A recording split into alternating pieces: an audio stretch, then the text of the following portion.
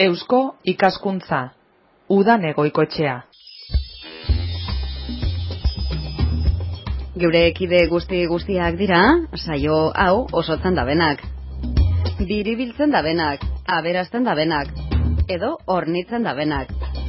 Eta entzulen belarriak bebai, ondo etorri, bai gonbidatuei, bai entzule guztiei, eta eskerrik asko.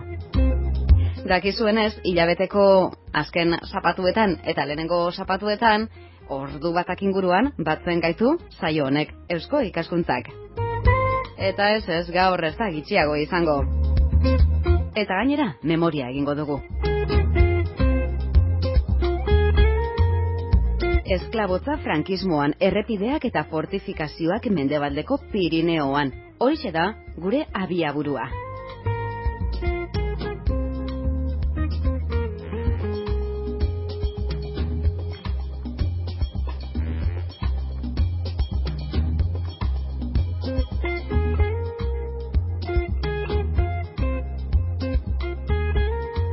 Eta gure gaurko gonbidatua, Memoriaren Bideak Alkarteko kide da. Eta horrez gainera, Nafarroako Unibertsitate Publikoko Historiako irakaslea. Hori, besteak beste, lasterrita onduko deutzagu gehiago.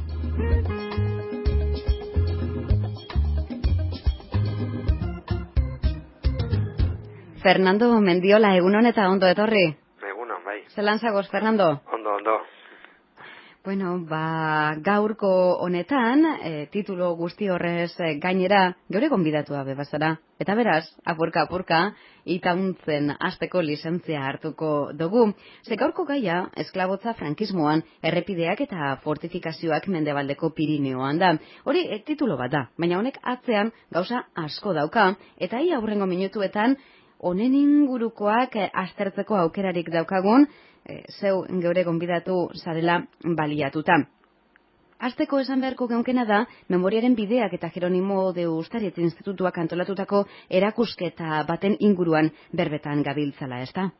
Bai, alaz da, bai. Hori azken batean da proiektu zabal baten izena, eta proiektu horren pizka bat ardatza, zalantzari gabe bada erakusketa bat. Erakusketa ibiltari bat, jadanik iaia 30 herritan ibili dena, eta bertan gehien bat izenburuak esan bezala, hor jasotzen dira frankismo garaian bortza eskolanen sistemaren bidez Mendebaldeko Pirineotan, hau da Euskal Pirineoan, egin ziren lanak, gehien bat errepideak eta fortifikazioak, eta pizka bat hori da abia puntua, bai. Zeuk esan duzun moduan, Mendebaldeko Pirineoan, hori non, ez da? Eta giroa diktadura frankista. Eta gainera, horrez gainera, bortxa, fabrika, errepideak, obra hidraulikoak, trenbide sareak, horrek guzti horrek dagoz, eta honen helburua be aitatu gurako geunke. Bai, azken batean, askotan pasatzen gara, Nafarroko Pirineoetan, Gipuzkoan ere, eta gero, trenbideak, Larboledako meategiak, hau Bizkaian bebai, ez da, Bizkaiko hainbat herrietako eraikuntzak, ez da, Zornotzan, Mungian, Gernikan, Bermeon, hor badira, gerra presioneroekin eta gerra presoekin egindakoak, baina horren inguruan, nolabaiteko isiltasun geruza bat dago, inork ez daki, edo oso jente gutxi bakarrik zaharrek dakiten nola izan ziren eraikiak, eta uste dugu hori lotsagarria dela, penagarria dela, eta azken batean nahi dugu ekimen honen bidez, gure historiaren zati eskutu hori, eta izildua izan den zati hori ikustarazi, bertan parte hartu zutenei nolabaiteko errekonozimendu publikoa egin aldi berean, eta aldi berean ere, ez da ekimen bat bakarrik iraganari begira, bada azken batean,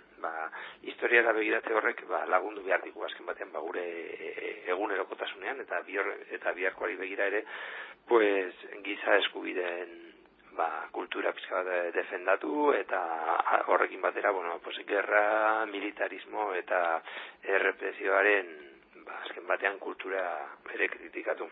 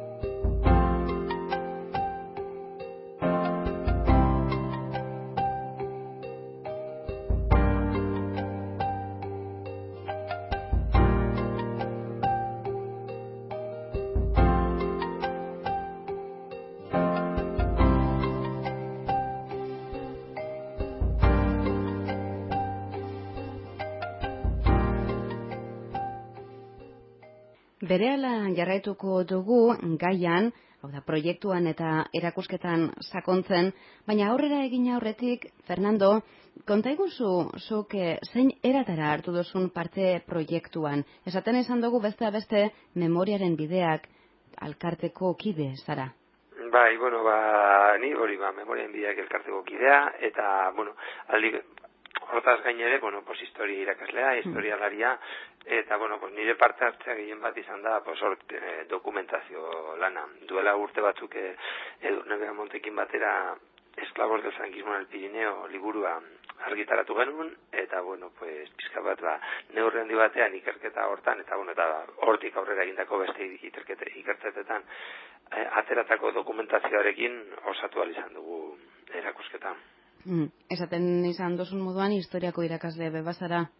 Bai, historia irakasle, bueno, aspaldi institutuetan, azkenengo urteotan Nafarroko Unibertsitate Publikoan, eta, bueno, pues hori, esan bezala urteak daramatzagu, Edurne Beamonte eta biok, pues hor, estatu mailako hainbat herrietan elkarrizketak egiten, eta horrekin batera ere, pues hainbat artxibategi ere arakatzen, eta hori, azken batean, erakusketan horren inguruko elementuak agertzen dira, bertan grabatutako testigantzak, hau da, bueno, Andaluzian, edo Asturiasen, edo Euskal Herrian bebai, edo, bueno, pues artxibo militarretako agiriak, bueno, pizka bat, denetarik pizka bat.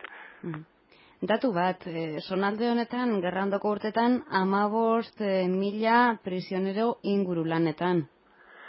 Bai, bueno, 15.000, baino, bueno, hori erakusketak jaba ditu, 2 urte eta piko, baina, bueno, azkenengo urteetan jarraitu dugu ikertzen, eta, bueno, duela gutxi ere Madrilen artxibo del Tribunal de Cuentas delakoa ireki da ikerlarientzako, eta, bueno, hor, datu harriak agertu dira, eta, bueno, esan dezakegu, Euskal Pirineoan bakarrik, eta ez Euskal Herri osoan, bakarrik Euskal Pirineoan, pues, ia 20.000 prisionero, 18.000 inguru prisionero aritu zirela. Jentetza ez da, eta, bueno, pues, hor, esan bezala, gehien bat, 4 karretera dira nagusi, eta gero horren inguruko, pues, fortifikazioak eta lan militarrak, bai.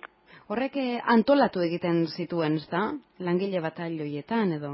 Bai, hori azken batean, ja gerraren 2. urtetik aurrera, 1937tik aurrera, ja errepresioa pizkat nolabait aldatu egiten da, gerraren kontestu hortan.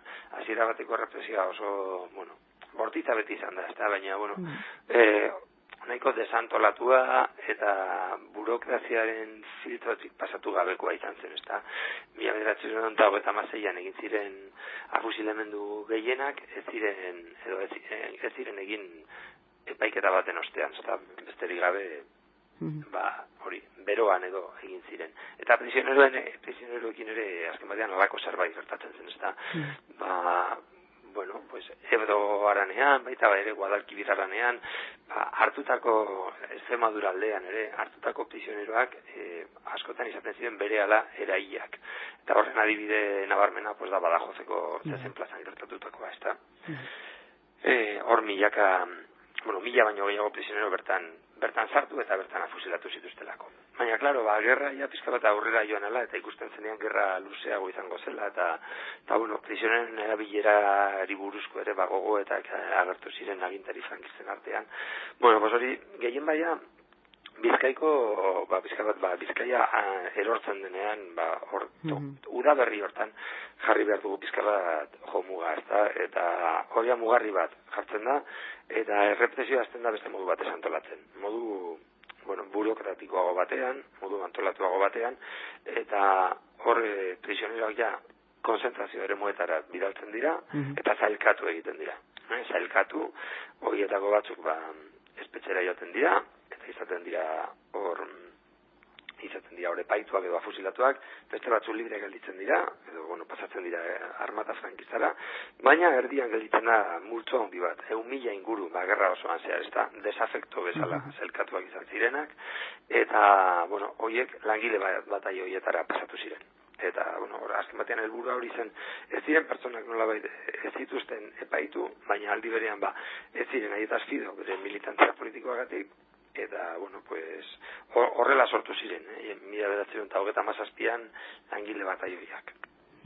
Hemen guztira 16 panel ezarri dituzue, esklabotza sarea zelan eratu zen, azpiegiturak zelan eregi ziren, eta era berean hori eta bere inguru guztia, ezta? Bai, erakusketan gehien bat 3 atal ditu, ezta? Bueno, azken batean nahiko, ardatza da Euskal Pirineoa, baina, guk oso argi dugu, azken batean hemen gertatzen dena, oso lotuta dagoela, Espainia osoan gertatzen denarekin, ezta? Eta, hor pizka bat, testu inguru hortan ulertu behar da. Orduan, 3 atal ditu erakusketak. Lehendabizikoaren izena da esklabotza sare zabala, eta hor, aipatu egiten da, gehien bat, nola antolatzen den esklabotza sare hori. Nola, mekanismo judizialak dauden, nola, lehen aipatu izan, langile bataioien jaiotza, konzentzazio eremuen jaiotza, espetxetako presoentzako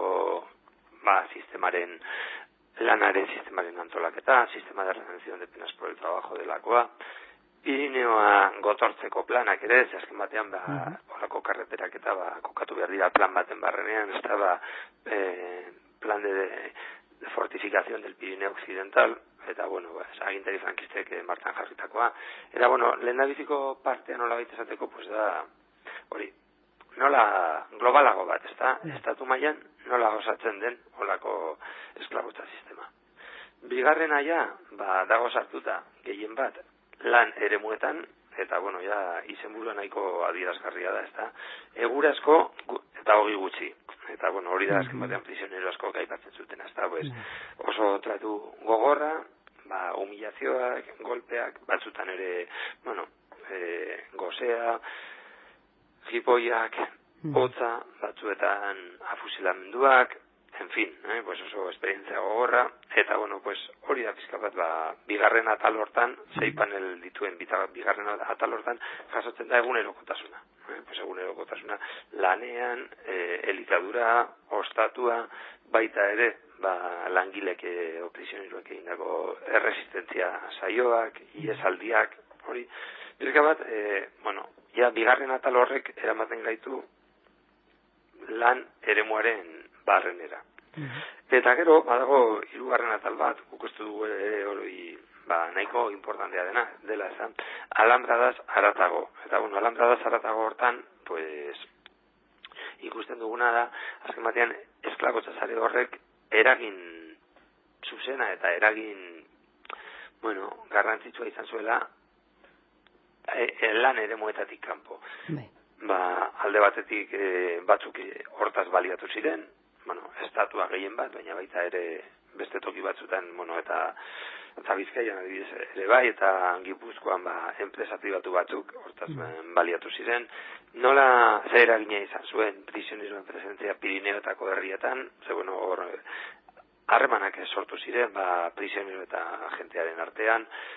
Bestaldetik ere, nola bizi izan zuten hori prisioneroen familiak, azken batean oso garrantzitsuak izan ziren familiak, laguntza pizka bat emateko, eta hori, Bizkaiko kasuan eta Pirineotan, hori oso argi ikusi dugu, ez da, Bizkaitar familia asko Pirineo aldera etorri zirela, prisioneroak, erronkari aldera gutxiago, baina gero, adibidez guki gehien ikertu dugun bataioian, Aiako harrietan hori Arzon aldean ibili zenean, hor bizitak areagotu ziren, eta bizita horiei esker, prisioneroak lortu zuten, beren bizimodua alaitzea eta hobetzea, ezta?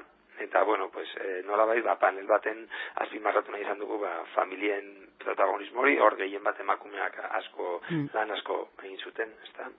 Eta, azkenengo atal hortan ere ikusten dugu, azken batean, zein izan den lan eremu hoien oroimena, ez da, behin itxi ondoren, ze gertatu daietaz, eta, pizkat aztertu egiten dugu, isiltasun ofiziala, horren inguruan egon den isiltasun ofiziala, eta aldi berean, memoria ekimenak, ez da, eta, gaur egun,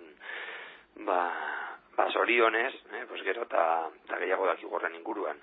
Gehien bat, ekimen instituzionalen aldetik, baizik eta, gehien bat ekimen sozialak izan dira. Eta, hor, aipamen berezi egiten dugu, gure ustez, funtsezkoa izan da, eta bortzaskolanen inguruan lan pionero izan da estatu mailan, eta, guk harreman estua dugu haiekin, eta laguntza dezente ere eman digute, hor, Sevilla aldean, Guadalquivírreko ubidea ikertzen, eta ezagutarazten da bilen talde bat, ez da,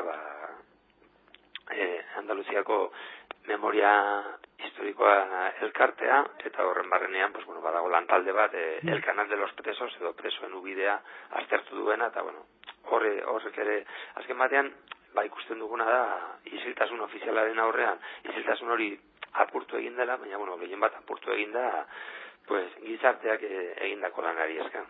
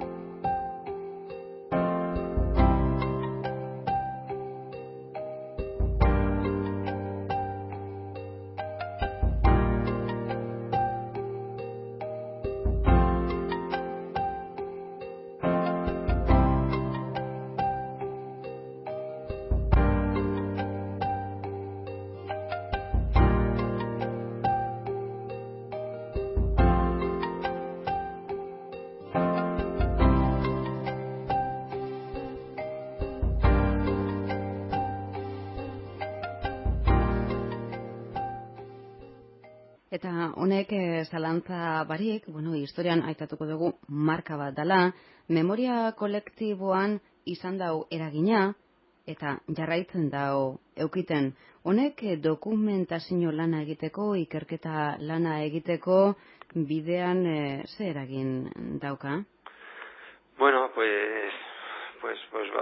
hori da pixka bat, hori da lanaren, puntu importantenetako bat, ez da, azken batean nola jaso dokumentazioa. Eta, guk gehien bat bi motatako dokumentazioa jo dugu, alde batetik, eta, egia da, ja, pizka bat berandu da, pizka bat berandu hasi gara, ez da, baina, funtsezko dokumentazioa da, pertsonek ematen aldutena, beren testigantza, ez da.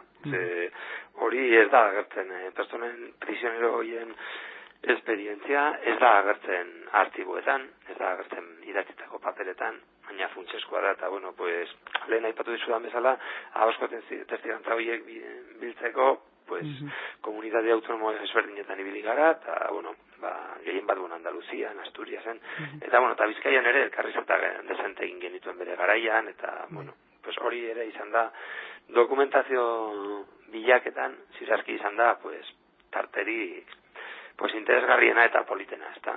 Azken batean kontaktu zuzena, protagonistekin, haien zenitartekoekin. Baina horre badago, parkatu, Fernando, horre badago muga bat, ez da? Gehienetan, nire jakintasunetik, dinot, ez da bekontatu gura izaten? Ez pentsa, guk prisioneroen zerrendak, hemen, erronkari eta zaraitzun ibilitako prisioneroen zerrendan topatu genituen hemengo artxibategietan, erronkari eta zaraitzu inguruko eta bidangotzeko artxibategietan, eta jendearen gana, idatzi egiten genien gutun bat, zaiatzen ginen listinen bidez, listinek orain interneten daude ez da. Listinen bidez jentea topatzen, gutun bat bidaltzen, eta, jente gehienak oso gi hartu gaitu, eta, bai prisionerok eta familiak poza handia izan da, hientzat, itzegin alizatea. Egia da, prisionero batzuk duela gutxi arte nahiko izilik mantendu dutela hori. Baina, bai, hori ere egia da. Alde biak daukoz, ez, txamponak? Alde biak daukoz. Alde biak, bai. Bueno, urtetan hori ere ikusi dugu, azken batean, prisionero askok, gero etxera bueltatostean, bueno, haiek bazekiten izeldu beharra zegoela hori. Beldurragatik, familia ere jaleo gehiagotan edo arriskuan ez jartzeagatik, ezta? Eta askok, frankismo garaian edo frankismo ostean, erabaki zuten iziltzea, ezta? Eta guk olako prisioneroekin ere elkartu gara, eta, bueno, kontatu digute hori, ezta? Garai batean izildu behar izan zirela, eta izildu zirela. Baina, bueno, hori, garai batean hola jokatu bazuten ere, orain gehien bat, guk elkarrizketatu, bueno, pizkat, abiatu garen jendearen gehiengo zabal batek, bai hemen eta baita ere estatuko beste tokitan, posik hartu du gonbidapena eta posik parte hartu du. Eta, bueno, eta familiek ere bai, eta, bueno, Bizkaian, esaten dizut, bueno, ez dakit oso harreman honak lortu ditugu, hainbat pertsonekin bai. Jarraituko dozue ikerketa eta dokumentazio lan honetan, zen erakusketa hau esklaboak Pirineoko mugaldean deritzon proiektuaren baitan kokatzen da, ezta? Badako zor beste lan batzuk be? Bai, gure helburua eta hortan gaude bada ikertzen jarraitzea eta pues duela gutxi ere egin dugu oroar Euskal Herrian Bortasun lanen bidez egin diren lan guztien zerrenda eta pizkat kuantifikatu hori guztia, hori aurki Durangoko azokan Udako Euskal Unibertsitateak eta Gantzadi elkarteak aterako dute liburu bat, eta, horte egongo da kapitulo bat horren inguruan, eta, jarraitzen dugu trenbideetan, adibidez, trenbideetan ere, milaka prisionero aritu ziren, Nafarroko Berriberan, eta, estatu mailako beste tokitan, eta, horren inguruko ikerketarekin ere jarraitzen dugu, eta, eta zorionez ere, badira, beste ikerlariak, eta adibidez Bizkaiko kasuan, nik uste laizte argitaratuko dela ere, Fatima Pastor ikertzaileak egindako lan bat, Larboledako, Burdin meategien inguruan, oso ikerketa interesgarria, hor ere, iaia 1000 prisionero aritu zirelako lanean, eta, poliki, egia zen horrendik falta asko, gauza asko falta dira ikertzeko, baina, egia da gero eta gehiago ari garela, eta gero eta jente gehiago ere dabil ikerketetan, eta, gero eta gehiago dakigu. Eta klasean zenbat jente daukazu? Zenbat jenteri transmititzen deutzagu hau historiaren inguruko guzti hau? Transmititzen dugu, eta nik uste ikasleek ere badutela horren inguruko interesa, gainera erakusketa hau ibili da hainbat institutuetan, eta ikasleek badute, ez bakarrik gure ikasleek, nik orain unibertsitatean honen inguruan, gehiago bestelako, arloi buruz ematen dut klase, baina institutotan aritzen ni ibili naizenean, eta beste irakasle batzuk ere aritzen direnean, mugitu dugu erakusketa eta mugitzen da instituto ezberdinetan, eta badute, interesa badago. Eta, aprobetxatzen dut aukera, esateko, hor Bizkaialdean institutoren batek, edo ikastolaren batek, interesa izango balute, erakusketa eramateko hor, zentrora, aukera dagoela. Guk badugu webgune bat, irubikoitza, esclavitudbajoelfrankismo.org, eta, hor, erakusketaren inguruko informazioa agertzen da, panelak ere ikusten aldira, eta nahi izan eskero, posible da hori. Hori da gure helburu azken batean, erakusketa aliketatuki gehienetara eramatea. Beraz, gura izan eskero, zeuekin bat egiteko aukera dago, eta erakusketeak bere ibilbidea jarraituko leukera horretara. Hori da, bai. Ondinoia Gipuzkoako, Bizkaiko, hainbat herritan ikusi izan da, ezta? Hainbat udalek jarri dute interesa hontan, eta, Bizkaiko, eta hainbat elkartek ere, eta, Gernikan egon zen, Zornotzan egon da duela gutxi, Mungian ere, Sestaun ere egon da, Barakaldun, Berri zen bebai, eta Durangon be bai, eta bueno, astuko dut herriren bat, baina, bueno, Bizkaian zehar ibili da, eta, bueno, gehien bat eusko ikaskuntzak ere egin du lan dezente horren inguruan, hori zabaltzen, eta gure asmoa, pues da, hortan jarraitzea. Ba, Fernando Mendiola, horretan jarraitu, eta beste gauza askotan, oraingoz, eskerrik asko Bizkaia Irratiaren sintonian egoteagaitik, eta alik ondoen bizi. Vale, pues zuek ere ondo ibili, eta bueno, hori, nahi duzuen dute.